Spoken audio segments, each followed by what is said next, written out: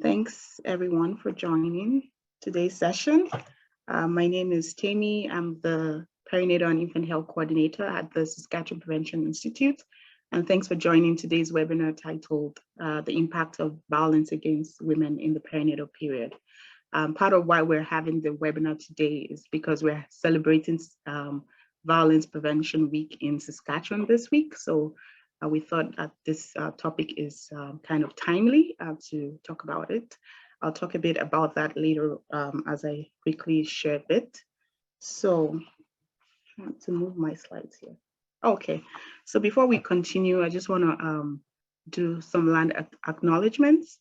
So I'm here in Saskatoon, in Saskatchewan, which is situated in Treaty 6 territory, the traditional land territory of Cree people and homeland of the Métis Nation. I want to pay respects to the First Nation and Métis ancestors of this place and reaffirm the importance of connection and relationships. I'm committed to building relationships with Aboriginal peoples and extending the reach of our efforts in both policy and practice. So just a bit about what we do at the Prevention Institute. For those that might be joining us for the first time, I know that many of you attend our webinars and you might have already heard what we do, but just a little summary.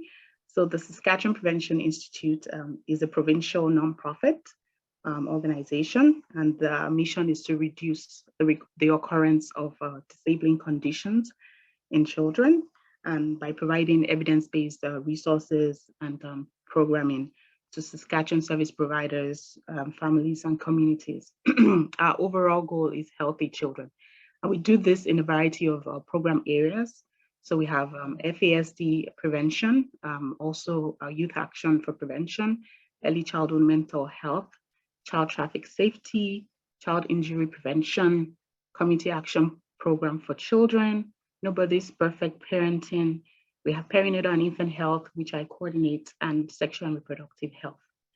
So part of what we do as part of perinatal and infant health is to increase awareness on emerging and re-emerging issues that are relating to preconception health, pregnancy, and postnatal health. So we cover topics related to maternal mental health and risk during pregnancy and even after pregnancy. So which brings us to why we're talking about violence prevention during the perinatal period. So like I said, this week is Saskatchewan Violence Prevention Week. From November 24 to December 4. And this is quite timely for us to be having this conversation, this discussion here today. The theme for this year is reach out. And what we're trying to say by reaching out is that we know that violence can affect anybody, regardless of your age, regardless of your gender, regardless of your ability, and it can come in different forms. And we're just saying that reach out as someone that provides services, as a family member, as a spouse, as a relative, even as someone that may be experiencing violence, or as a support person. Just take time out this week to reach out and be a form of support to someone. So if you really want to take part in Violence Prevention Week here in Saskatchewan, if you're based in Saskatchewan, you will see the link in the chat box for you to find out more about this week and how you can show your support and help us spread the message about violence prevention. So, just remember that to use the chat box when you're doing the session. We'll be taking questions at the end of this presentation. And we'll also have a post-webinar evaluation that we'd like you to fill.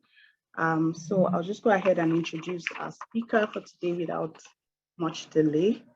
So our speaker for today is Dr. Kendall Tackett. She's a health psychologist and an international board-certified lactation consultant. She's the owner and editor-in-chief of Prevalence Press, which is a press that specializes in women's health. She's the editor of the journal Physiological Trauma and was the founding editor-in-chief of Clinical Lactation, the position she held for 11 years. She's also a fellow of the American Psychological Association in Health and Trauma Psychology, past president of the APA Division of Trauma Psychology, and a member of the APA's Publications and Communications Board. Dr. Kendall Tackett specializes in women's health research, which includes breastfeeding, depression, trauma, and health psychology.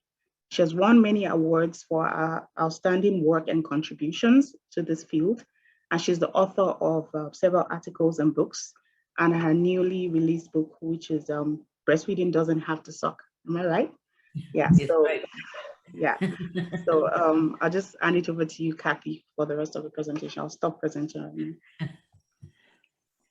Okay, so can I share? Did you put me up so I can share your screen? I need to do that. Okay, thanks. Okay, are you able to share now? Okay.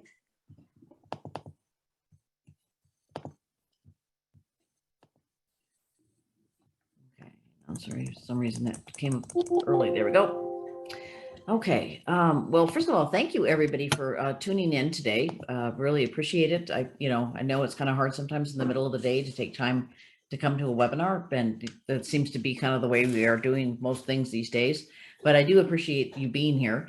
I'm hoping you'll find this information useful. This is actually the field that I have probably spent the most time in, honestly, is the family violence, the trauma piece has kind of been a big part of my work really since the very beginning. And for me, it actually started when I worked as a volunteer when I was in my master's program at a rape crisis center, and they started asking if I would go and get some training on the subject of child sexual abuse. And that's pretty much kind of what started it for me. And, it was at a time when that topic was first getting some traction and people were interested in it. But I started kind of actually applying it to the breastfeeding world. When I got asked to speak at a conference, and my initial hesitation was absolutely not, because there wasn't any research on it. But we have actually since changed that. So we actually do have much more research. What I did try to do during that time is actually put the context of what happens just in general, because we did have a large body of research, just not on breastfeeding, but to really kind of put that in the context of the rest of the field. And that's actually, you're going to see a lot of research from that. But we're going to really focus specifically on sort of that perinatal period. So we're going to look at, sort of what happens during pregnancy, but also kind of what happens in the postpartum period. Okay, so sorry about that. I didn't mean to whip by that. That's AbleC wants me to put this in. This is that I have nothing to disclose. So, I don't have any connections to any, commercial organizations or anything that are sponsoring this. Okay, so this is going to be the question we're going to kind of ask, especially during this presentation, is what is the impact of violence in that perinatal time? And particularly, looking at it for childbearing women, but we need to actually also be thinking about it across generations, that there's going to be an effect that happens kind of cross generationally, and you can actually see how it gets passed on. And the interesting thing about this is that breastfeeding is actually one of the things that kind of actually stop that intergenerational transmission. We don't actually really think of it oftentimes in that terms, but it's such a powerful physiological response that happens that it actually can help with this, and I think that that's kind of a tremendous message of hope. Okay, so we're going to look at really kind of two things. We're going to look at the impact of adverse childhood experiences, but we're also going to look at the impact of intimate partner violence. And unfortunately, both of these are up, during the pandemic, during the lockdown. The rates of these really, really spiked. And so that's actually something, in some ways, it's a very contemporaneous kind of viewpoint. It was actually aggravating a problem that was already there. The problem, the COVID pandemic did not invent this, and this is not something that is new. It's been there, but it definitely did increase because the stress of everybody being together at home, I think, was for a lot of people really kind of a breaking point. Okay, so let's start off by talking about what we mean by adverse childhood experiences. Now, we first started kind of using that term when a paper from a study called the Adverse Childhood Experiences Study came out in 1998. The first paper was published. And basically the idea of that is it's not just one type of maltreatment that actually impacts people. They were looking at the impact of childhood experiences on adult health. And they realized, because a lot of the field at that time was really focused still on just child sexual abuse. That seemed to be where most of the research was going, and people kind of really looked at that in isolation. And where I think the A study, or the adverse childhood experience study, really helped is it broadened and said, you got to look at what else is going on, and that they concluded that there was an additive effect, that the more types of adversity that a child experienced, during childhood, the more likely they were to have adult diseases. Okay, so that study was also important because it really showed with a very large sample that childhood maltreatment increased the risk of pretty serious diseases, like heart disease and cancer and diabetes and metabolic syndrome. And it was really kind of the first to sort of do that in the large way. It was about 17,000 patients in that sample. Okay, so they gave kind of a list of what they consider adverse childhood experiences. I kind of regrouped them because I think it's a little easier to take in. So the first big category, of course, is child maltreatment. And the reason I use that term in particular is because that encompasses neglect. So when you're looking at child abuse and neglect is actually the most common type, and it oftentimes doesn't get really researched in a way. It's hard to research, I can tell you that, but it is actually something that is very pervasive. But you also are looking at child sexual abuse, physical abuse, emotional abuse, that's what those initials are, and also neglect. And that can be both physical neglect, but you can also see a lot of emotional neglect. I know, like, we had a sample of about 6,410 moms in our survey of mother sleep and fatigue, and we didn't see much in the way of the physical neglect. People reported that they had clothing, they had medical care, they had food, and again, that's not always the case. But what they did report in a surprising number was the amount of emotional neglect, that they didn't feel like that they were important in the family, that there was nobody there for them, that nobody would kind of be there to support them or cheer them on or anything. So it was a very kind of, in some ways, hard finding to read. It was heartbreaking, honestly. So again, like I said, that big category and unfortunately common experiences. Now, another big category, and this is something, again, we don't oftentimes think about in terms of the impact on the children, but is if parents are impaired, by anything, then oftentimes then it really impairs their ability to parent. It impairs, excuse me, their ability to keep their children safe. It impairs their interactions with the children. And so again, like I said, this is where you start seeing that intergenerational transmission, because oftentimes, when this stuff is going on, the parents themselves have a history of abuse. And then they do things like abuse substances, or they develop a mental illness, including things like depression, anxiety, or PTSD. Their partner, they end up with a violent partner, or the family might be involved in criminal activity. So again, you can kind of see that intergenerational transmission, that their experiences impacts their parenting, which then impacts the next generation. And the great thing, the really exciting thing, is that breastfeeding can actually break that cycle. It's pretty impressive. But you can kind of see that. So, it is important that we also address, when we're talking about children, that we also make sure that we address the mental health of the parents, because it definitely does make a difference. Okay, also losing a parent.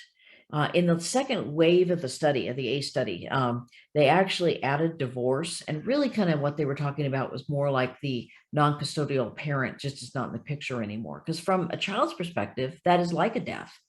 If all of a sudden you have a parent there and then they're not. And so, that can actually also really cause, a significant sort of lifetime issue, just losing a parent like that. And finally, it's like researchers kind of more recently are saying we need to also look at these experiences, not just in the home, but in the broader context of the community. And many of the things that they identified as causing adversity are associated with lower socioeconomic status. So you can talk about, do you live in a place that's violent?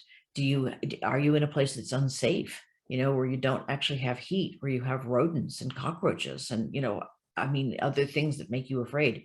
One of my son's friends was raised in a Russian orphanage, and actually had the experience of living in a place with rats and cockroaches, and, talked about how difficult that was as a child. Do you have food insecurity? Boy, we're seeing a lot of families with this right now, because the job situation is really tenuous and there's just a lot of food insecurity.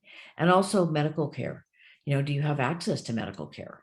And again, like I said, I think it's different in Canada than it is here, but sometimes the medical care can be pretty patchwork here in the United States. Okay, so let's talk a little bit about how common violence is. And I think this is a particularly nice study because, I have sometimes people, and they're often physicians, and they'll say, oh, well, you see that, in poorer communities, but you don't see that with my population. Well, I hate to tell you this, but yes, you do. Okay, so this was actually conducted in Boston, and we've got a Massachusetts person here on the call, so you'll recognize these neighborhoods. But there was an inner city, so that was like Dorchester and Roxbury, and then sort of an wealthy, affluent suburb, Newton, Massachusetts. Okay, so that's a very affluent suburb. Actually, my youngest son was born in Newton at the Newton Wellesley Hospital. So, I know these communities well. And what's interesting is, when you compare them on the rates of prenatal depression. Okay, so prenatal depression, it was double in the urban population, and that's about what you'd expect. And that's actually really concerning because one of the things that prenatal depression does is increase the risk of preterm birth. Okay, and this is exactly the population that are more likely to have preterm babies. But we can also talk about, look at the rate of lifetime abuse. This is pretty astonishing, because when you look at this lifetime abuse, it's almost in the affluent suburbs, it's almost half. It is higher in the urban population, no question, so it's 11 points higher, but it is very similar in the affluent suburbs. So when people say, oh, it doesn't happen there, it's like, yes, it does. This was actually what we found in our data. We actually did ask about the adverse childhood experiences. I've just got a few of them here. So we had actually 994 women report that they had been raped. So in a perinatal sample, this is the largest number of sexual assault survivors. It's like nobody else kind of even comes close to this. And we actually we did a couple of research articles, really examining that particular group. Also, 25% reported childhood sexual abuse. And again, that's exactly what the literature reports. So we were sort of spot on. 32% reported that their parents were using substances. 34% reported physical abuse, and 36% reported parental depression. Okay, so you can actually see our sample was largely, at least by their education level, middle class. It's like it was a very educated sample. 73% actually had a bachelor's degree or higher. So by education, we would call that middle class socioeconomic status. When you looked at the US sample, we actually had a pretty good spread of incomes because we had a lot of participation from our local WIC programs. But when we, trying to do it kind of cross country, we looked at education, and you could see. And so again, very high rates, not surprisingly, but in some ways surprising. Okay, so one of the things that's actually always kind of puzzled me, and I think it's puzzled many researchers, is how is it that some people experience adversity and abuse and they seem to do better, they fare better than others? You can have two people who have very, very similar experiences, because we know adversity and abuse impacts a lot of developing systems, particularly when it happens in childhood, particularly in that first 5 years when everything is really quite malleable. But we know that, extreme stressors in childhood actually do have an impact on a number of systems. And you can actually then see how this plays out in terms of many adult diseases. Now, I personally believe that if we understand this process, then we can actually intervene and do something. And I think that that's what's really important.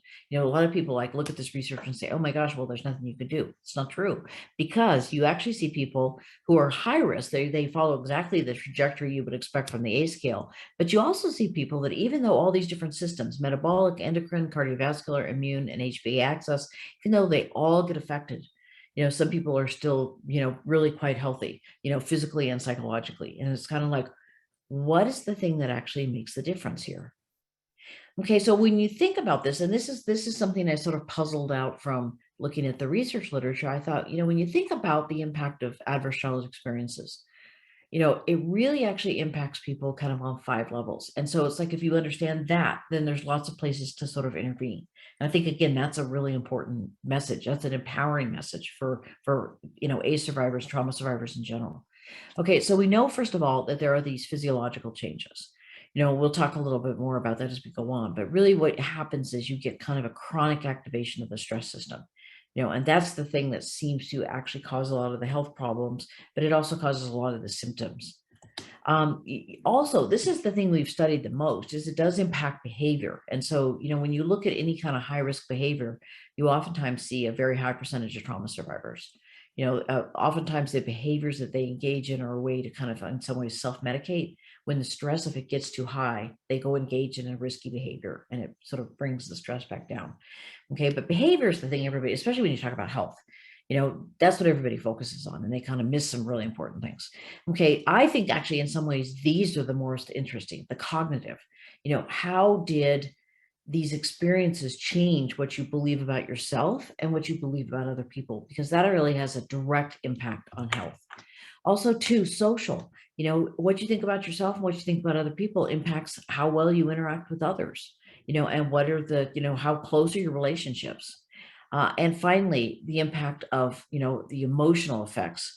And we know that these actually aren't just sort of endpoints, like when we talk about depression or PTSD, they're also things related to health, because we know things like depression, anxiety, post-traumatic stress disorder, all actually contribute to health problems. That when you have those, you're at higher risk for things like heart disease. So they're not just kind of like the sequelae I would think of, or the endpoint, but they're actually also kind of they're risk factors, they're mechanisms for contributing to poor outcomes. Okay, so again, the message there is, if we address the emotional problems, if we address the emotional sequelae, then we can actually improve health. And it's the same thing with the cognitions. It's like, if we can change beliefs, then you can actually have a direct line to improving health. And I think that's really, really important. Okay, so let's talk a little bit about the physiological aspects.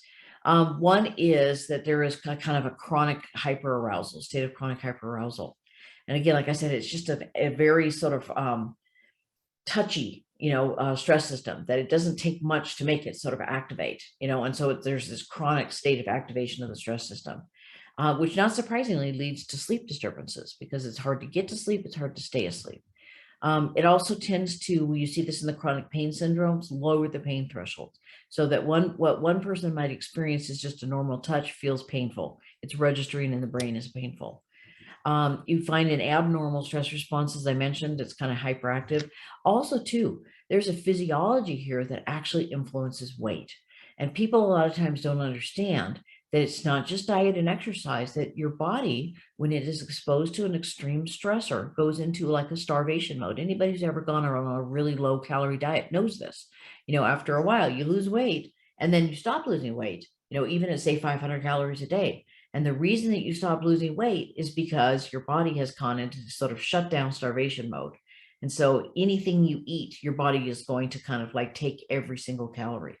Okay, so again, like I said, if you think about that, exposing people to an extreme stressor during childhood, physiologically is going to actually make them more predisposed to pack on weight. A lot of times, again, like I said, people want to sort of blame, diet, they just say, oh, they're not doing diet and exercise. But really, actually, there's a fundamental physiology that changes that has to be addressed first. Okay, and also too, preterm birth is also a really important kind of thing, because again, at that chronic activation of that stress system. Okay, so behavior, we talk about also high BMI is also, there's behavioral aspects to that. When people kind of get into habits of, like eating or binge eating, or like, eating huge amounts of food, oftentimes it is a way to kind of make themselves feel better. Using substances, pretty much any substance use population that you look at, you're going to find a high percentage of trauma survivors. Okay, so I've looked at studies with, just about any population you can think of, any race and ethnicity, any group of sexual orientation, any group of age, starting in like elementary school and junior high all the way up. So substance use is very, very common among trauma survivors. Same thing with smoking. Again, like I said, it's a type of self-medication. People say they feel better if they have a cigarette. It's actually interesting. They feel like it helps them deal with stress, but it's actually doing the opposite, because nicotine being a stimulant actually increases the stress response. But what's happening is you're going through withdrawal. So you feel better when you smoke a cigarette because your body's going through nicotine withdrawal. Okay, so it's actually not lowering your stress. It's actually raising your stress, but it doesn't kind of feel like that. It feels comforting. Engaging in high-risk sexual activity. Again, a common kind of thing. Any type of population that you look at who is engaging in high-risk sex. So that means, multiple partners, anonymous partners, people that are not using contraception, people who are not using condoms. Oftentimes, what we call AIDS risky behavior, HIV risky behavior. Any population like that you look at, you're going to find a high percentage. And you're also going to see earlier consensual sexual activity. So then you're going to see these really young mothers. Oftentimes there's, a significant history of abuse, not always sexual abuse. One study, I think, actually showed the link between neglect, child neglect, and child, early pregnancy. So again, like I said, there's a lot of variables. So anytime you look at a population that's engaging in risky sexual behavior, no, you're probably dealing with a very high percentage, probably 70, even 80%. Okay, also to suicidal ideations. These are actually unfortunately very common. Acting on suicide is fortunately less common, but thinking about it, you can figure about at least a third of people are kind of thinking about it. And not surprisingly, sleep problems. Now, there's a behavioral aspect to that. If you grow up in a very chaotic home, you don't have things like regular bedtimes. And so that's part of the way that kind of people sort of recover, is realizing maybe if they didn't have some routines, that they need to actually develop those in order to kind of function better in the world. Okay, so let's talk a little bit about cognitions, and I've kind of divided this into two: beliefs about self and beliefs about other people. Shame and self-blame are huge. If you feel like you're at fault, especially sometimes the abusers will actually tell you that you are. You may take this on. You may feel like there's something really wrong with you. And same thing with blaming yourself. If you feel like this is, and you start feeling like just defective. Shame is a really, really, really common kind of act. And guess what? That activates that inflammation system. Attributional style, this is kind of referring to, are you an optimist or a pessimist? The pessimistic style is the thing that actually cognitive therapy is based on.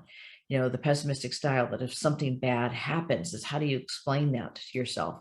And so they talk about global, stable, and internal attributions as being the kind of the three that are the big ones in the attributional style, the pessimistic style. So if something bad happens, it's an internal attribution. You believe it's something that's bad about you, that you caused this. That it's stable, it will never change, and it's global, it affects everything. So again, the attributional style can definitely be shaped by adversity in childhood. Same thing with self-efficacy. This comes right out of the attachment relationship. Do you feel competent to handle the problems and the things that happen in your life? And when you talk about self-efficacy and health, it's such a critical variable. It's like when they were doing kind of early HIV research, and they had very, very strict medication regimens. You had to take this pill at this time and this pill. And I mean, the consequences were dire, that if you didn't do that, your viral load went up. And yet they found 65% of people were not complying with that. And what they discovered is that self-efficacy was the thing that made the difference. That if you believed that you could actually do something about this, that you had the competence and capability to do it, you were much more likely to comply with your medication regimen. And I mean, here we're talking about a behavior that is a matter of life or death, and self-efficacy just turned out to be that critically important. Okay. And so it comes from that attachment relationship where, the child goes out, they have a safe base to come back to, they explore, they come back to the safe base, they explore, but if they don't have that, it's harder to build that. The good news is, as an adult, you can actually build that, but you have to know that this is a problem. And also to your health perception, do you think of yourself as being healthy or not? Okay, so when we talk about beliefs about others, what you think about yourself does really impact your beliefs about others. And so the internal working model, this is something that developmental psychologists talk about a lot. Okay, and so this actually really kind of refers to this idea of, how do you see the world? Do you see it as a safe place, or do you see it as a place that's frightening? So that's actually, again, like I said, the model that kind of gets used. And so if you've experienced, abuse in childhood, it is logical that you think that the world is a dangerous place and that others are kind of out to get you. And that actually, not surprisingly, leads to mistrust and hostility.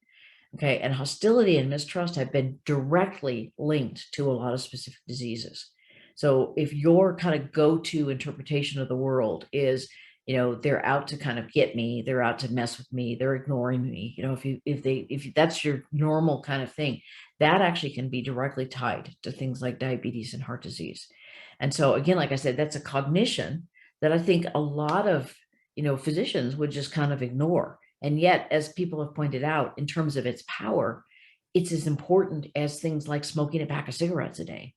It's really kind of key. And mistrust also, not surprisingly, impacts a lot of relationships. And then there's something called rejection sensitivity. I thought this was actually rather interesting. I haven't seen any kind of new research on this lately, but it was back in the late 90s. There were a couple of really nice studies that were done about this. And it was with HIV positive men. And what this basically is kind of like a, I don't know, a model of, applying hostility to relationships, that you expect people to reject you. So therefore you're going to be hyper vigilant to any kind of slights.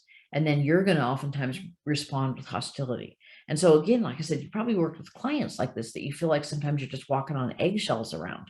But what they discovered is that when people kind of have this state that test high in this, when they looked at the HIV positive men, what they found is if they tested at time 1 high in rejection sensitivity, by time 2, they were actually much more likely to have gone from HIV to AIDS, and their viral load was higher. So this has direct physiological consequences. Okay, so then, not surprisingly, what you think about yourself and other people also impacts your relationships, and relationships are really, critical to actually surviving. But oftentimes, they can really be kind of a problem. And so sometimes what happens is you develop insecure adult attachments, which means you wonder about, does my partner really love me? Do I feel like I can trust my partner? And it's like you don't feel like you can trust. And so that leads to, that's an insecure adult attachment. Okay, I'm going to say, that being said, if people can form stable relationships with people who are healthy psychologically, that can be super healing. Okay, and that's actually oftentimes the thing that breaks the cycle. Okay, but sometimes that, if you don't think much of yourself, oftentimes you can get in relationships with people who actually maybe don't treat you particularly well, or you don't really feel like you can trust. And so, not surprisingly, people report a lower quality of their current relationships. The divorce rate is actually higher. It's actually high in general, but it's even higher among abuse survivors. Social isolation and codependent style. These are two things that researchers from Carnegie Mellon, Hagelston and Fritz actually talked a lot about, so it's kind of like they said that the balance was, if you have that balance of caring for yourself and caring for other people, but people on the more extreme ends, that you're completely socially isolated, or you're the caretaker for everybody. And I think actually right there is kind of one of the fault lines for many healthcare providers, because if you look at any kind of group of healthcare providers you could name, nurses, psychiatrists, psychologists, social workers, physicians, oftentimes there's a higher percentage of abuse survivors than there are in the general population. And I always think that's great. I applaud that, because I think, okay, you've taken something awful and you've turned it into compassion for other people. But the thing we have to be careful about here is engaging in this, what was called unmitigated communion, where you're the caretaker for everybody, but it's never reciprocal. You don't have anybody that's kind of the caretaker of you, because especially being in a caring profession, and you just give and you give and you give and you give, you have to have something back in your well in order for you to keep doing that. And I think this can be sometimes a danger. I talk about this a lot in my burnout talk. Okay, we also know that lower income can actually be a result of adverse childhood experiences. And it's really not hard to sort of crack the code here, because it's like you start tracing it back to, problems in school, maybe learning disabilities, ADHD. You can kind of see if somebody comes from a very chaotic environment, that all these things could be a problem, and then that ends, with maybe dropping out of school earlier, and then, a subsequent lower income. Not always true, but actually, sometimes often. Homelessness, again, like I said, I think part of this has to do with how do you sort of negotiate the home system, and that was actually one of the things they kind of discovered in this big study they did in Boston when I was in grad school, where they were looking at, homeless versus low income domiciled women. And they found the thing that made the difference between homeless and not was childhood sexual abuse. They were just stunned by that. But in some ways, I'm not, because like, if you don't get used to being able to sort of defend yourself, and I think that that's really one of the key things there. They've also kind of found in more recent studies, that homelessness is oftentimes related to physical abuse. So oftentimes people become homeless, because they're trying to get away from physical abuse. So again, like I said, both physical and sexual actually can be involved there. Re-victimization, lots and lots and lots of studies on this. I think some of the reasons for it is, oftentimes people who've been abused in childhood may use substances, and then they end up in dangerous situations because of that. I actually have some friends who've actually reported that that was exactly what happened to them. But I think also too, there was one really nice study by Terry Messman Moore, and I thought this was really brilliant. She was looking at computer simulations of dangerous situations. And what she found is the women who had a history of childhood sexual abuse got farther into the situation before they identified it as dangerous, compared to the women who had not experienced that. And so again, thinking about kind of like, okay, recognizing what is a dangerous situation and giving yourself permission to get out of it, I think is a really kind of important skill. Okay, so we talked a little bit about the emotional factors. Sorry, I wanted to actually talk about depression and PTSD, really common kind of responses. That and the chronic pain syndromes, I would say, are the most common, and anxiety disorders.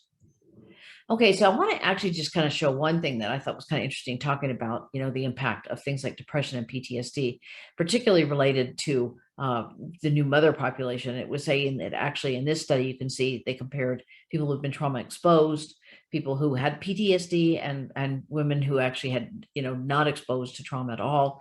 And they found actually the women who were positive with post-traumatic stress disorder actually and postpartum depression were less likely to bond with their babies.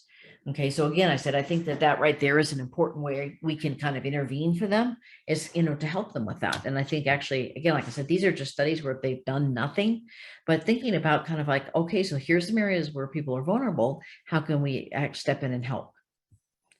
But they said that childhood abuse was the largest predictor of PTSD. Okay, now I want to just, we have mentioned this briefly, talk a little bit about the impact of all these things on the rate of preterm birth. This was actually looking at post-traumatic stress disorder in a Veterans Affairs hospital. So you can't actually see that up there, but it's over 16,000 deliveries that they had at VA hospitals. And they found actually a higher rate of preterm birth among women, actually, if they had current post-traumatic stress disorder. And again, like I said, I think actually the no PTSD group is actually even probably a little elevated because sometimes just even living with somebody who's been combat exposed, oftentimes some of those symptoms become contagious. So again, like I said, that rate might in the general population be a little bit lower. But you see the same thing here in this, looking at PTSD and major depression increased the risk of preterm birth by 4 times. Okay, so let's just talk a little bit about the impact of adversity and violence during pregnancy. One thing that's really, I think, and I'm sure that this is something from your work, is that, violence oftentimes is just one piece of a complicated puzzle. That there may be also, that there's poverty, there could be pregnancy complications, being single, they're experiencing domestic violence, but also to just uncertainty. It's one thing we've learned from COVID is, the impact of uncertainty, people having no idea when this is going to end, what's going to happen, and being frightened. And all of these things actually can be impacting, women during pregnancy and also during the perinatal period. Okay, and what's actually kind of interesting is this is a longitudinal study that they started in 1959. And so they went all the way, they collected data, from people who were born from 59 to 72. They've been following them for a very long time. So right here, the mean age is 42. But they found that if people experienced prenatal or childhood adversity, that as adults, it raised their inflammation levels. So their C-reactive protein is what they measured. Okay, so actually, again, like I said, that it's that low level inflammation that I think is a really important part of this story about, why it causes health problems. Okay, and in fact, what it did is that prenatal adversity increased inflammation or C-reactive protein in the adult offspring by 3 times. So if your mother experienced adversity during her pregnancy, as an adult, you're more likely than to have high inflammation levels. Okay, so again, like I said, it's important to know that because you can actually do things for those inflammation levels. Okay, but we also know that intimate partner violence, so current violence, especially during pregnancy, increases the risk of a lot of things because, again, that's a stressor for the mother, that's an adversity. And so that is going to increase the rate of preterm birth. So increases the rate of low birth weight, but not surprisingly, complications for both mother and baby, possible death for mother and baby. And again, like I said, I apologize for this being an awful triggering picture, but I kind of really like it because I think it captures what this would be like, to be in a situation where you feel like you're in danger and then you're so vulnerable because you've got a baby, so let's look at that a little bit. Okay, so we know one of the things that happens is that you're much more likely to experience depression if you've experienced partner violence. Okay, so in this sample of Latina women, 44% met the criteria for depression, but they found that partner violence or IPV, intimate partner violence, was a better predictor of depression than depression during pregnancy. Depression during pregnancy has traditionally been the biggest predictor, but partner violence was an even stronger predictor. So that gives you an idea of how strong it was. Okay, so again, like I said, this is a study from Montreal that I think is rather nice. 15% reported partner violence, and it was more common in the poorest women. But they also included, immigrant status, and they found if you have immigrant status plus partner violence, it increased the risk of postpartum depression by 7 times. Okay, so huge jump up, but even for the native born women, partner violence is really toxic and increases the risk of depression. So again, like I said, when we look at things like depression, I mean, this is one of the questions we kind of have to ask, and one of the goofy ways that people sometimes ask about this is, do you feel safe in your home? I mean, there can be a lot of things in your home that make you feel unsafe, so it's kind of like that doesn't really kind of get at what's going on, in my opinion. I think, if you want to know about partner violence, I think you need to ask directly. And you also know that many people will tell you no until they know and trust you. But do keep in mind that, even in families where you would never expect it, it could be there. And it's going to definitely contribute to depression. So a question that this one study, it was this Bear Merritt, and it was actually in pediatrics, and it was basically saying, look, partner violence is an issue for pediatricians because it impacts child health. Because of course pediatricians are like, no, I want to stay completely out of that. And so this article, I think, was really important in the questions that it raised. But they also raised this. They said, are women who were abused by their partners less likely to breastfeed? Now, honestly, I would have said yes to this. I would have thought this is just way too hard. But, it's interesting because it's like when you go on the road and you talk to people, you hear a lot of stories. And I remember actually, talking to this one woman who was a lactation consultant, and we were at the ILCA conference, and she was saying, yeah, she'd just gotten out of her abusive marriage. It had been a long-term, 30, 40 years, but she just left. She finally left her husband. And she said, yeah, she breastfed all 4 of her kids. And she said, that's what saved us. So again, like I said, every time I think, something's impossible, then somebody comes along and tells me a story. So it's kind of like it's going to show up in things that you never expect. But I would think it would be much more challenging, in this situation. Okay, but they found, and they had a pretty small sample, they had 10 in one group and 11 in the other, with no difference in initiation or duration of breastfeeding. Okay, now this is a bigger sample. Let me see if I can get behind the screen there. Oops, nope.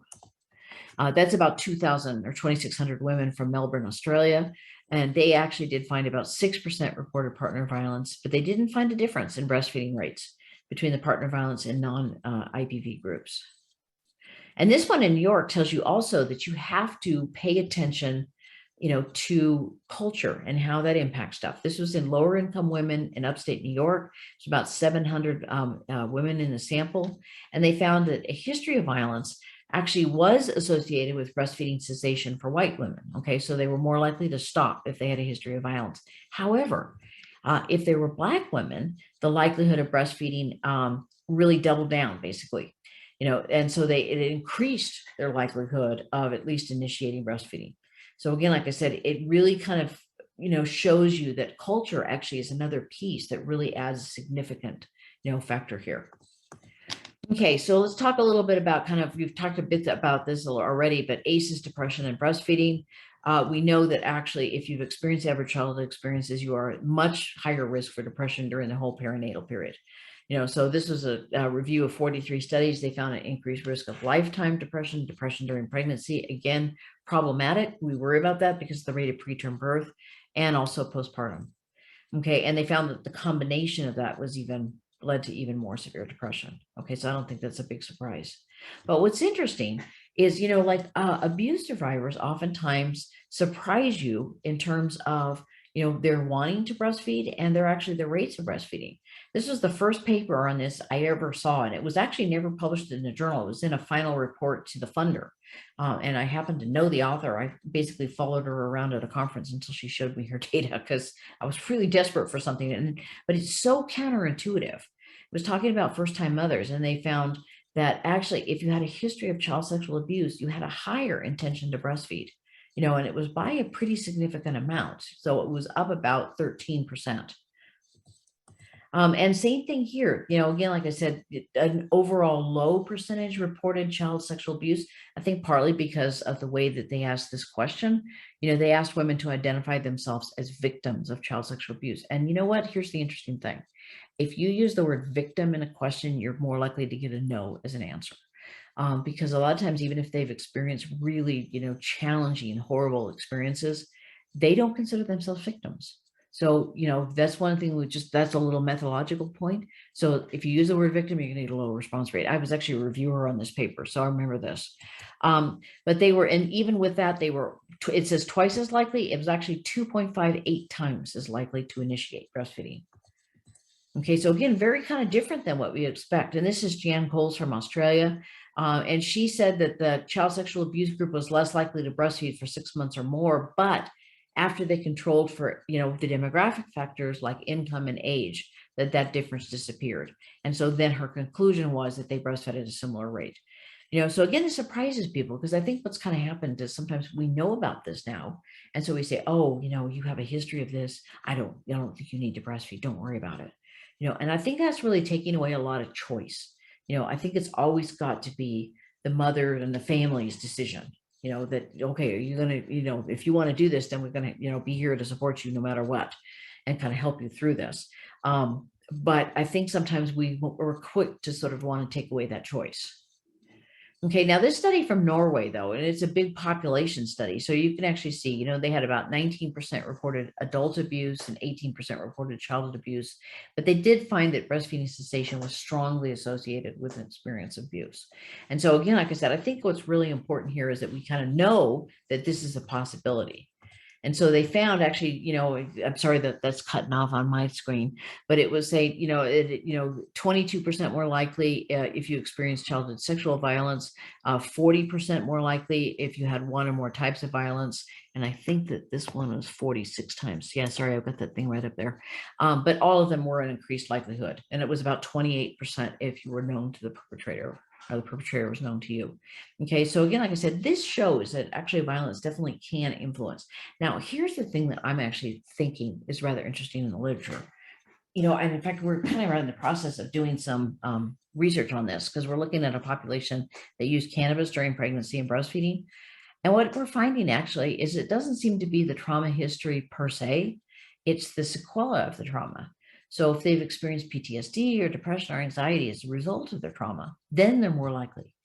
Okay, so again, right there, that's an intervention point. Okay, so what kind of support services can we get in place to address those PTSD and depression and anxiety symptoms? Because I think you're going to increase your breastfeeding rates if you do that. Okay, Canadian study here, they found that adverse childhood experiences were not related to breastfeeding initiation after controlling for education. So again, we know education is a really big variable in terms of, breastfeeding initiation and also duration. But they said they were less likely to exclusively breastfeed. So again, I said, my question would be, how much of that is actually the sequela of the trauma, not the trauma itself? That's actually the question I would want to ask. Okay, so study here looked at prevalence. They found that there was a similar prevalence for women who had a history of child sexual abuse versus didn't, but they found more problems with the sexual abuse survivors. And that actually, honestly, I could believe, because I think there are some different challenges. They found more mastitis, more pain, and they found that about 20% of the women reported that breastfeeding actually was a trigger for memories. And again, like I said, there's definitely ways to kind of address that. And that would be something where I could see where the lactation consultant and the mental health provider could work together to kind of help make that easier. Sometimes people think, oh, well, we'll just pump. But I've had abuse survivors tell me the pumping was actually worse for them. So again, like I said, we have to always kind of work with whatever works with that particular diet. And make sure that, and sometimes if they can't do it the first time, maybe with a second baby, they can, so again, like I said, kind of try to keep the long view here, but about 20% reported that. Now, what was also interesting is about 58% reported dissociation with breastfeeding. And that's not necessarily a bad thing because I've had, women who've experienced pretty significant trauma, particularly sexual trauma. And, I had one woman tell me that, she never liked breastfeeding, but she thought it was really important.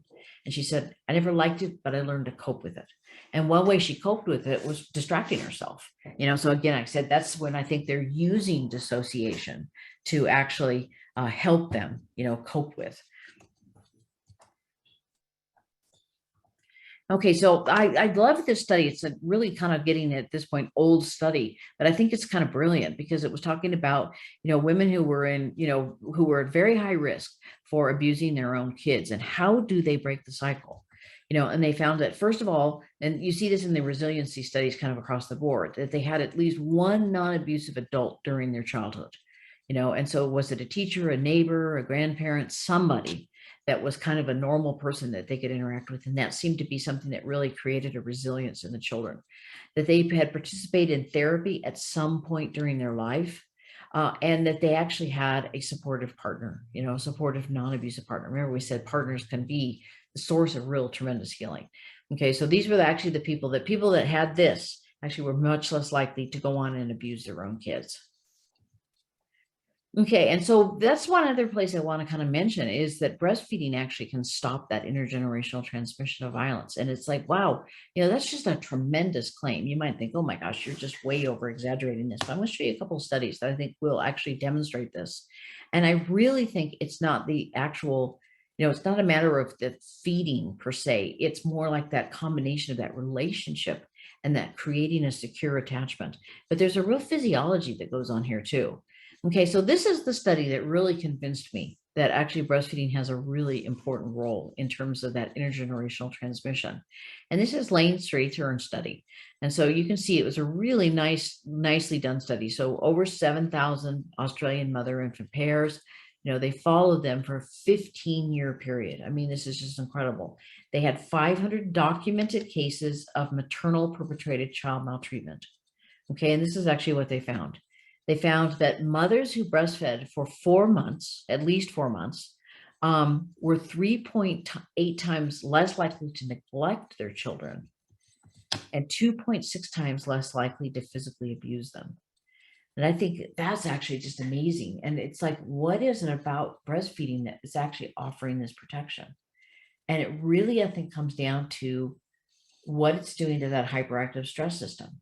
Because one of the things that we know is that the stress system and the oxytocin system actually are opposed to each other, so that when one is up, it is actually suppressing the other. And so when oxytocin levels are high, it suppresses that stress system. And I think that could be the thing that causes you to sort of lash out, but could also be the thing that's causing you to feel depressed and disconnected. And oxytocin, of course, is, among its many functions, is a hormone of connection. So I think what happens is, it's creating a physiological environment that makes it easier to cope with the demands of new motherhood. It's, tamping down that hyperactive stress system. And I think actually there's real long-term health implications here of that, and you can actually see that, women who breastfed at least 12 months have lifetime protection from, all these various types of, heart disease and metabolic syndrome. And it's just incredible protection, but I think it's the same mechanism. Okay, so, going and taking a look at our data here. This is a paper we published in Breastfeeding Medicine back in 2013, but you can see we had, big sample of women, it was an online survey, but 994 women indicated that they'd been sexually assaulted. And when we looked at the rate of exclusive breastfeeding, and that's really going to be kind of the key thing here, is exclusive, because I can't really explain it. And we've had at least 3 studies show exactly the same pattern. There seems to be something physiologically different about exclusive breastfeeding versus mixed for the mother, and when people kind of want to quote, help the mother, and they do things that stop exclusive breastfeeding, you're kind of losing that protection that actually is built into this brilliant system, it's so much more than just providing a product to the baby. It's everything, and what it's actually doing is doing a down regulation of the mother, so she can actually cope with the stresses of new motherhood. Now, what's interesting is, a group of sexual assault survivors, you would not expect to have very high rates of exclusive breastfeeding, but in fact, they do. It's identical, actually, to the group that is not reporting sexual assault. So you can see our sample, almost 80% on both groups reporting that they are exclusively breastfeeding. And so this is pretty incredible. So then, we actually ended up kind of dividing our data, finding that there was no significant difference between the mixed and formula feeding in terms of the mother variables. Obviously, every bit of breast milk a baby gets is going to be good. And every time that the baby is at the breast, it's going to be good. So I never, ever want to discourage that. But we're talking about kind of a physiological change that happens in the mother as a result of the act of breastfeeding. What does that do to her physiology? And how does it actually protect her. That's really what we're kind of focusing on here.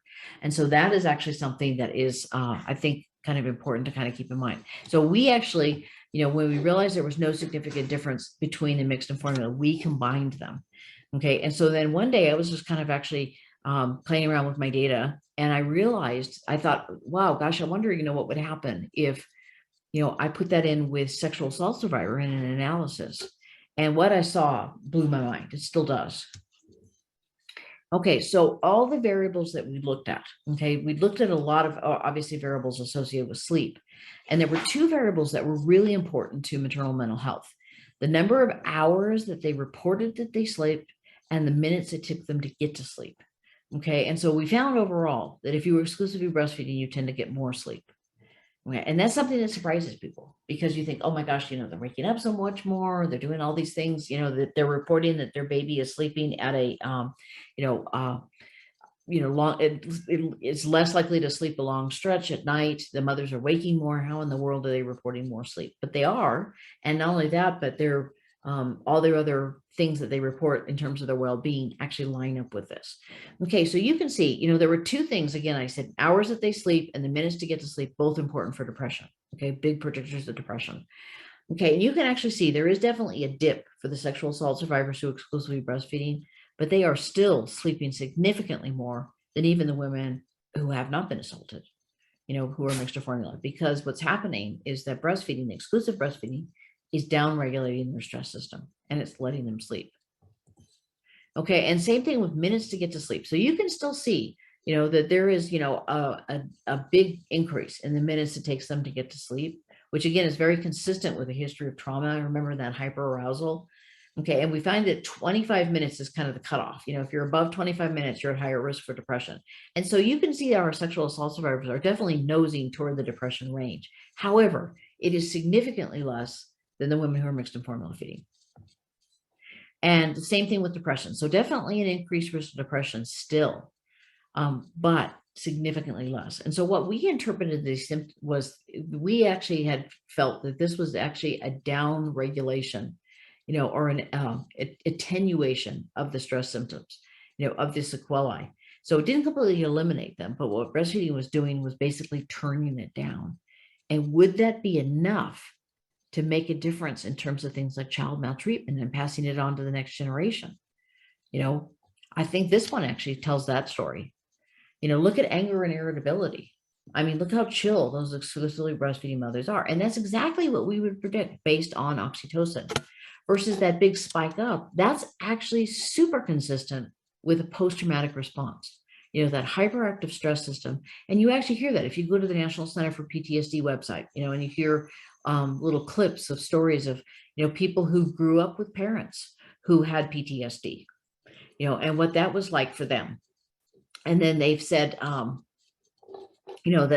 oh yeah, my dad would be sitting there and he'd be totally disengaged, and then something would tip him off and then he'd be flying into a rage. Okay, so again, like I said, it's that hyperactive stress response. And so what is exclusive breastfeeding doing? That oxytocin is dialing that down.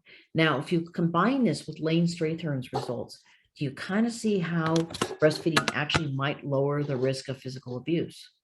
I really do. And so it's like, it's really giving these mothers the tools to be able to kind of cope with the stresses that are inherent in sort of raising a child. Okay, so let's just talk briefly about what we call trauma-informed care. Okay, so how shall we then treat? This is actually one of our government organizations in the United States. It's Substance Abuse Mental Health Services Administration, SAMHSA. But they actually developed some guidelines for trauma-informed care. And honestly, I think that this is just good care. I think, it doesn't matter if somebody's a trauma survivor or not, that this is just going to be care that's going to be helpful. Okay, so first of all, you realize the impact of trauma and understand the potential paths for recovery. And so again, like I said, part of this is just really becoming educated about the fact that there is trauma, and that probably a lot of your clients have experienced it, and that it really can do it. But also we want to give a message of hope that is something you definitely can recover from, and just even doing something like simple like breastfeeding could actually start you on that journey. And that's, I think, a really incredible message of hope. but also recognizing the signs and symptoms of trauma in clients, families, staff, and others involved in the system. And I think that this is something really system-wide we really need to be talking about, because also too, providers can be really traumatized by things they witness. I just actually finished writing an article with Cheryl Beck about, secondary trauma and moral injury in birth providers and maternity providers, and it's like, it's remarkably common, and it's like I said, these are conversations we need to be having. But also too responds by fully integrating the knowledge about trauma into policies, procedures, and practices. We're still a long way from this, but this is something on an individual or an office level you can decide to do, and just kind of make it so that, it's just kind of part of the everyday conversation. People say, well, how can I ask about this? Well, you can ask about it. But I think also too, just having the fact that, in your office, you've got posters, you maybe have some brochures out. You're going to find actually then people will get the message that it's okay to talk to you about this. It really kind of is important that you kind of let the client take the lead here, but know about it. You can behave as if, even if you don't know for sure. Okay, but also seeks to actively resist re-traumatization. And this is super important with perinatal women because oftentimes, we've got very high rates of birth trauma, in North America. And so it's like, we want to make sure that their births are safe, and kind of like, how can we help if we're working with them during that period, to help facilitate that, or also know that birth can actually be another source of trauma for them. Okay, and so the implied, the 6 principles of trauma-informed care are safety. That's a really critical, important thing. Trustworthiness and transparency. So again, like I said, I just personally think this is a good practice. Peer support, sometimes just talking to other people who've been through similar experiences so they don't feel so like unusual. It's kind of something interesting that came out during COVID, and we did a special issue for the journal that I edit. And there was a mental health provider who was talking about how a lot of her patients with PTSD were actually doing better during COVID. Most of them had been, veterans, they were combat veterans. But first of all, they went into sort of combat mode, okay, it's an emergency. I know what to do in an emergency. But also they felt less isolated because all of a sudden everybody was anxious, and everybody was kind of nervous and afraid, and so they felt much less isolated. And so those patients actually did a lot better during COVID than the rest of the population. And so again, like I said, it shows you that, having peers that you can relate to, really is one of the things that breaks a lot of the isolation around this. Also too, collaborative and mutuality in care. And it's like, I think this is really important. Does the patient participate in their care? And I think that is something really kind of critical. Also too, empowerment, voice, and choice. Again, like I said, one thing I would say, if you're working with, with trauma survivors or abuse survivors, find out what they want to do. It's like, we want to make sure that we don't come in and try to take away their choices, in the wish to be nice, and this actually goes for the mental health providers too. Exclusive breastfeeding, although it may look like it on the surface that it's messing up sleep, it's actually making sleep better.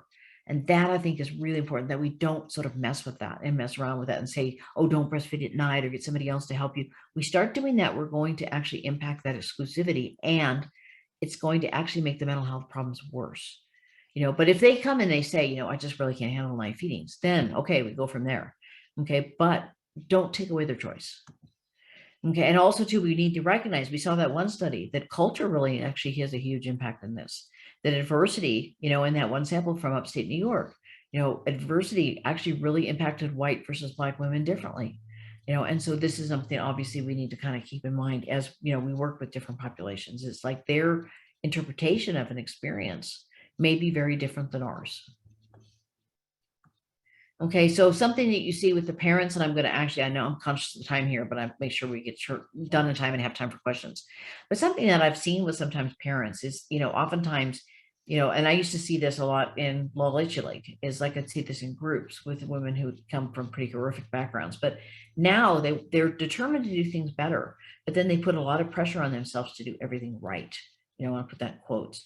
So oftentimes they're kind of like, really kind of thinking that they just everything that they think and, all their actions need to be really sort of, loving and, never actually putting some reasonable boundaries, especially when you're talking about toddlers and stuff. And so this idea of sort of selfless devotion, I remember this woman that who was a trauma survivor in our group. And, she had a horrific first birth. I mean, it really genuinely horrific, a C-section with no anesthesia, with failed anesthesia, so, I mean, the worst possible, and she'd come from a pretty abusive background. And, she finally went on and she had a vaginal birth. She had a VBAC for the second one, but then she was like, feeling like she had to do TNM nursing. She had to nurse the toddler and she had to nurse the baby. And she said, oh, never thought my life would be like this. I'm sitting here with my shirt up. I got this toddler and this baby, and she was just so bedraggled. And I remember the older La Leche leaders, and I say older because they're probably younger than I am now, but they seemed older at the time. But they said, you don't actually have to do this. You actually can wean your toddler. You don't have to nurse them at the same time. You don't have to sit there and be that exposed. I mean, they actually gave her permission to set some reasonable boundaries. And I think that's really important, because the parents who are more likely to actually abuse are the quote permissive parents, the ones that let kids do things and do things and do things and do things, and then boom, wham, they explode. They're actually more likely than the authoritarian parents to actually abuse their kids. So again, like I said, setting reasonable boundaries where the parents, becomes important in this too. Okay, also too, I said difficulty with boundaries. So again, like I said, this is where the peer support can be super helpful. And same thing here, peer support, super helpful, because oftentimes, if you attribute difficulties, there's a lot of difficulties in the perinatal period. And you may think it's because you're a trauma survivor, but it could be that it's just a normal thing that everybody's struggling with. And that can really be very, very helpful. Questions about should you ask? I find actually a lot of people are really super intrusive about this. And this is the one piece of advice I would give you. You can ask, but don't force it. Let your client, your patient have the right to tell you no. And so again, like I said, you can ask and you can behave as if, even if you strongly suspect somebody has a trauma background, because sometimes you could ask and you will not get a straight answer. So a lot of it depends on the setting. Are you in a place where they can say something confidentially to you? That's something important, and no, a curtain actually around a hospital bed does not count. And as I said, I was recently screened for domestic violence right in front of my husband. I mean, good Lord, what were they thinking? And they asked that question I hate, are you safe in your own home? And my husband and I both, it was after I'd had a car accident, and my husband and I both burst out laughing. And they're just looking at both of us. And my husband finally said, she hates that question. I do hate that question. I think it's too vague. You need to ask, but my gosh, what in the heck were you thinking? And she's a nice lady, but it's like, good Lord. Okay, so people who were there, very important. Again, like I said, one of my colleagues had somebody who had been stabbed by her husband, and they were asking her about domestic violence, and he was on the other side of the curtain. Seriously? But also trust level, so these are all just some things to kind of keep in mind. And also, honestly, ask yourself this: how comfortable are you going to be with the yes answer? And the truth is, there are going to be times that you get blindsided. I mean, I started this work in 1983, and sometimes I get blindsided. Somebody blurts out something in a setting, and it's kind of like, I honestly don't know what to say, and so it's like, that will happen. And I think it's perfectly okay to go back then and later say, I don't think I gave you a good answer. Would you like to talk about it? You surprised me. I think that's perfectly fine. That's, again, a part of that transparency. As a provider, you're not perfect and you're not going to always get it right. Okay. But this is just something to kind of, think about yourself. But I recently had a lactation consultant. She said, oh yeah, I ask about trauma on my questionnaire, and every time I see somebody, and she said, she asked this one mother 10 times in a row about trauma history. And she said, no, no, no, no, no, all the time. 11th time, she finally said, oh, well, yes, because, could be no means I don't know who you are. I don't necessarily trust you. And what are you going to do with this information? So again, like I said, you can ask, but you may not get a straight answer. Okay. Very important too, that we also, if you find that you're working with a lot of trauma survivors, you need to actually also have some help here. So you can bring in your supervisor, you can bring in members of your team. And honestly, just sometimes hearing some stories, you may need to talk it out with somebody, and it's like that is actually a really common thing that happens, that people who hear about other people's trauma oftentimes start feeling like they've got PTSD themselves. So, sometimes some of this stuff is just horrendous, and you just need to probably process it somehow. You can do it through writing, you can do it through talking. And also too, it's important that we always kind of balance our caseloads, so that we don't necessarily have, all people who have experienced trauma without some kind of balance in there. You know, I have to admit, I mean, I get a lot of moms who come to me, you know, have histories of trauma. And honestly, sometimes it's really nice to just have a case of sore nipples as a lactation consultant. I don't see them as a mental health provider. I see them as a lactation consultant. And so again, like I said, you know, it's important that we kind of also set some boundaries for ourselves. And also, obviously, and this is something we've heard a lot during COVID, you know, we want to make sure that we do things to take care of ourselves, do things that are enjoyable, and make sure that we, you know, try to get outside at least once a day. You know, just some simple things to take care of ourselves and de-stress. And also finally too, you know, it's like we needed to be astute and paying attention, you know, that if breastfeeding seems uncomfortable, we may propose some other things. Like sometimes people find skin to skin is just a little overwhelming if they've got a trauma history. So we can reduce the amount of that.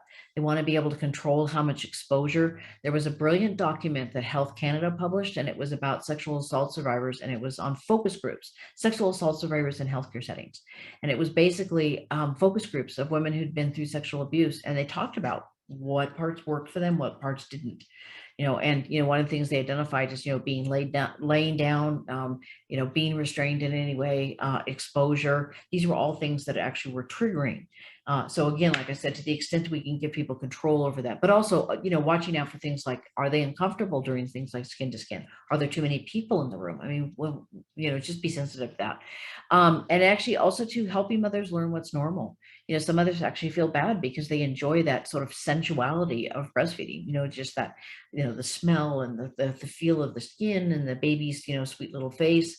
And they sometimes, you know, find themselves really kind of having a problem with that, and because they think it's abnormal. But again, like I said, if we can kind of, again, the peer group actually can really be very helpful here. We also need to be careful to stay in our lane. If we're not mental health providers, we need to also make sure that we don't get into that role. And so again, like I said, know who's available in your community. You've already got a great community organization that actually can really help.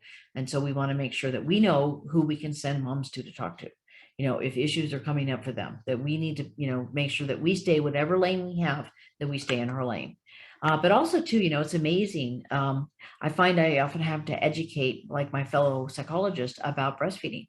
You know, I remember one psychologist who was a big researcher in the field of child sexual abuse, but she told me that things like extended breastfeeding, baby wearing, co-sleeping were all symptoms of child sexual abuse. What? And I actually said to her at the time, I said, well, the entire nation of Japan is in very big trouble. I mean, it was just kind of an astonishing comment, but that's actually what people think, you know. And so again, like I said, you know, to the extent that we can educate, I think actually it's going to be helpful. I think really honestly, the ideal situation is if you've got mental health and lactation and, you know, early education, everything all working together to support a family through this time. I think actually is really an ideal situation. Okay, so with that, I'm going to say, if you're not on my Facebook page and you were kind of interested in some of the things we talked about today, you're welcome to join.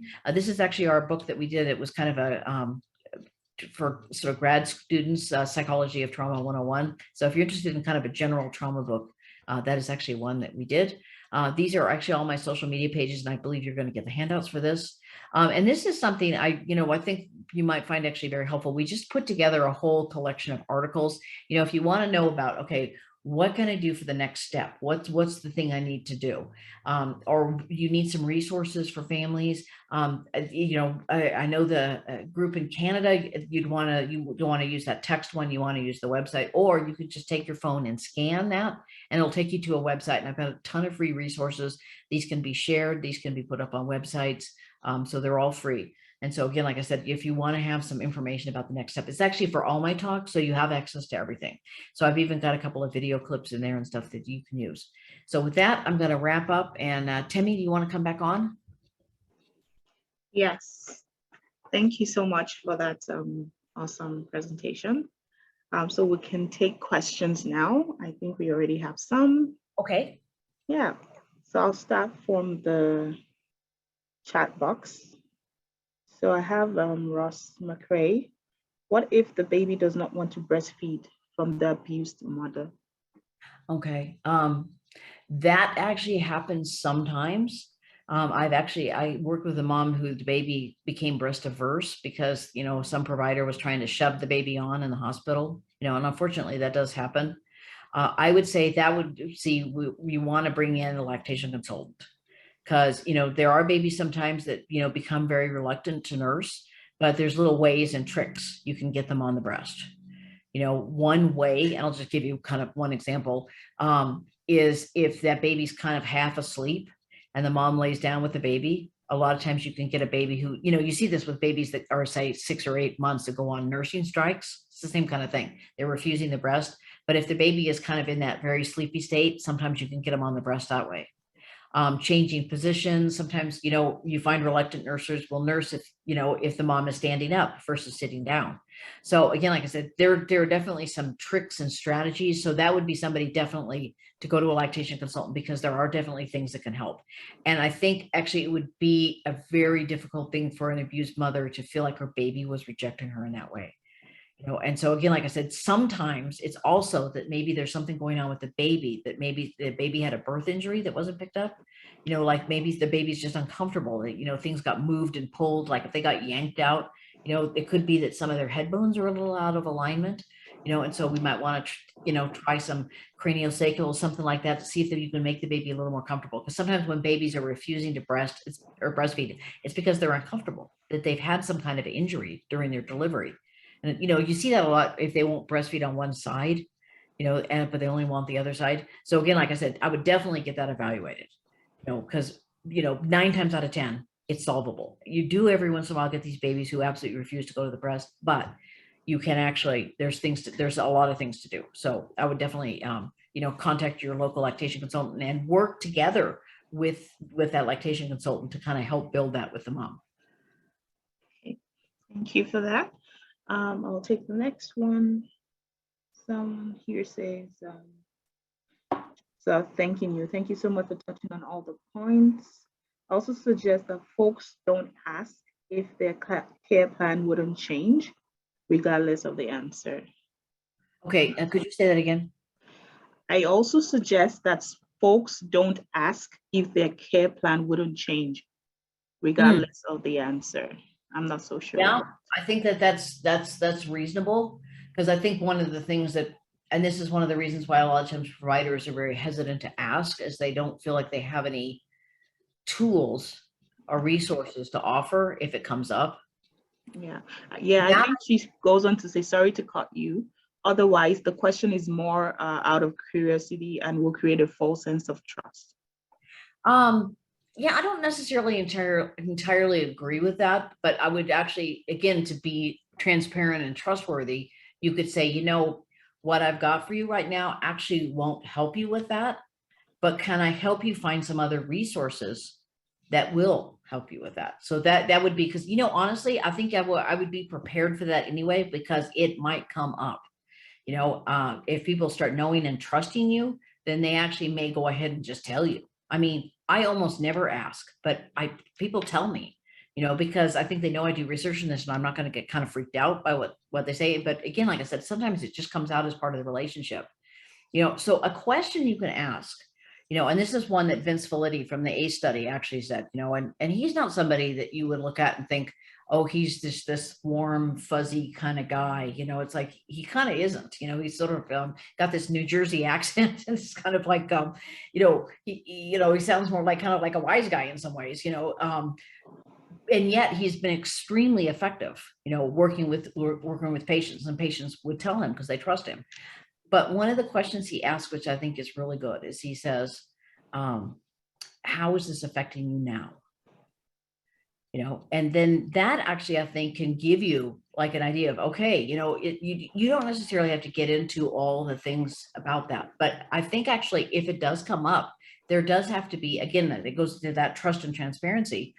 I don't have the tools to help with this, but let me see if I can find some people who can. And I think, again, like I said, so you're not trying to create a false expectation there. But again, like I said, I think there's some value in kind of not necessarily asking, but I think what it does do is it at least puts it on people's radar that about these things if you ask, even if people say no, that you kind of you have a comfort level with it. But yeah, I would know your resources, because it is probably going to come up spontaneously, even if you don't ask. Yeah. Okay. Thank you. I'll move to the ones we have in the Q&A. So the first one says, for parental impairment, does this extend to physical as well? Parental impairment. Yeah. No, I would not say that. It would depend on how it was limiting parental behavior. But oftentimes, I've actually known and actually also worked with women who had pretty significant physical disabilities. And what they often did is, they brought in care providers that helped them with, okay, the baby needs to be picked up, things like that. And so some of the physical aspects of that, and, they went on to, be actually fabulous care providers. But I would say that's a mother that probably definitely needs some extra assistance, because I think if you're going along with the physical disability, sometimes that really can be a limitation, but I don't think it limits the interaction style and stuff in the same way that, say, depression does. We know depression specifically impacts, the way people that interact with particularly babies. There's a lot of research on that with both mothers and fathers. And so it really does kind of make a difference there. But just the fact that you say you're in a wheelchair doesn't necessarily have to do that. As long as there's not other, comorbidities, like, for example, that they are also depressed. That would be actually more kind of the issue, I would think. But as long as particularly they have some kind of physical help, I actually worked with one mother, and it was actually via social media, but she actually was a triple amputee. And people were just like, oh my gosh, how in the world is she going to handle this? And she was pregnant and she was single, and people were thinking, oh my gosh, she'll never be able to do this. But she totally did. Not only that, but she exclusively breastfed, and it went up to 2 years. Because one of the things that I showed my friend, who actually passed this on to her, is I talked about laid back breastfeeding, because, you can do that, even if you don't necessarily have 2 arms. I mean, it was incredible. It was incredible. So this is a situation where it was a significant disability, and yet, went on to be a really, very attached, very nurturing mother. Okay. Thanks for that answer. The next one says, was the Shaw et al. Study on preterm birth segregated by racial identity? It wasn't there, but there have been other studies that actually have been. And you see actually, even like looking at CDC statistics, for the US, the rate of preterm birth is significantly higher in African Americans. It's actually one of the kind of points that I make a lot, because you see that. And I think actually one of the things you can tag to it is that we know that discrimination actually specifically raises inflammation. And inflammation, actually, one of the things those inflammatory molecules do is actually ripen the cervix. So if you have chronic depression, you have chronic PTSD, these are all conditions associated with increased inflammation. But also too, if you experience discrimination, and you actually score high on this sort of what it's called perceived discrimination, but I would actually more accurately characterize it as experienced discrimination.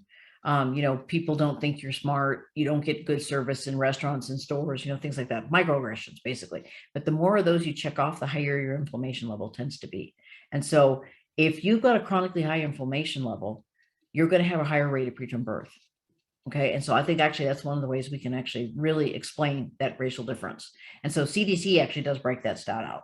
That's actually, I've got a whole other talk on that, but that's something I think is really interesting. Now, something else interesting. State of California, I did a webinar for them a couple of months ago, and they were saying that their rate of preterm birth across the state is way up. Here's what I'm going to tell you. DHA. We need to be putting everybody on DHA, because DHA actually lowers the risk of preterm birth. There was actually a Cochrane review published in 2018, and they basically said the evidence was so conclusive that no further studies need to be done. I mean, you never see that in a research paper. Okay, so again, like I said, if we can get mothers taking DHA, and actually, honestly, I'd recommend, in the US, our recommended dose rate is 200 milligrams. I would recommend actually probably closer to 800. That's where you really see the difference. And you see that in women who live in countries who eat a lot of fish, because in countries where everybody eats a lot of fish, the average intake is between 800 to 1,000 milligrams a day. So it's obviously, it's a safe amount. But that is something that actually, if we want to do something about some of these racial differences and stuff, this is where I think we really need to put some effort here. It really lowers the risk of preterm birth, and yeah, that's something that's in a completely other talk, but I think it's so important.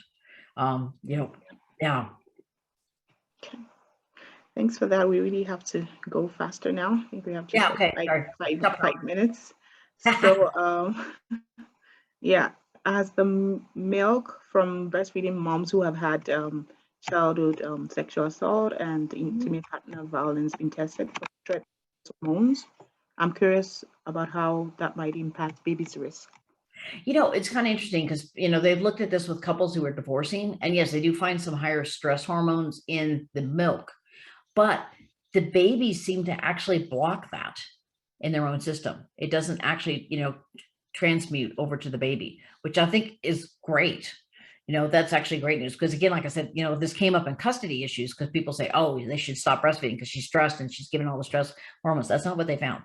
So they may be higher in stress hormones, although honestly, arguably, I think they'll be lower, because then they would be because of the fact that she's breastfeeding and she's getting oxytocin, and that's going to suppress that stress thing.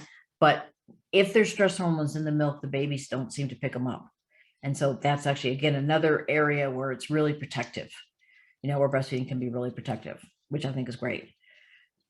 Nice. So Jada says, silly question, but I have a client who gave her baby to another caregiver. So the new caregiver was told she can get milk flowing again after years and years of not breastfeeding. Is that possible? It is possible. Yeah. Hmm. Yeah, people do it. I mean, there's a whole protocol for it. And actually, Canadian guy, Jack Newman up in Toronto, actually has really got, on his website, if you look at, just Google Jack Newman, and it's Canadian Lactation Center, I believe is his program. But he's got a whole protocol for how to induce lactation. So yes, you can do it. Okay, awesome. Karen says, what are some ways to ask about safety without being so vague? What are some things about what safety? Some ways to ask about safety, maybe when you're trying to talk to a mother that might be going through violence or something.